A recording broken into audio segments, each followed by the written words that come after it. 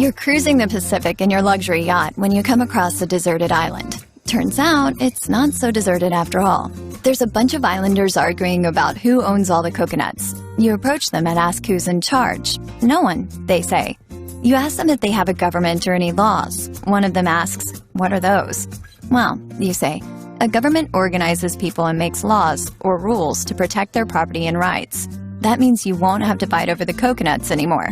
You guys want to start one? The islanders nod. There are lots of different types, you say. First, you have to decide who gets to have the decision-making power. One type is a democracy. That's when you give everyone decision-making power. A democracy can either be direct or indirect. In a direct democracy, everyone gets a vote on every major decision. It works best for small groups like the one here on this island, but only if you guys can agree to follow the decision with the most votes. If you keep arguing like this, all your coconuts will rot. There's also an indirect democracy, also called a representative democracy, or simply a republic. We have this type of government where I come from, the United States. We elect a few individuals to represent us as groups. We trust those people to make decisions in our best interests. If they don't, we can elect new representatives. Another type of government is called an oligarchy. That's when a small group of leaders makes decisions for the whole group.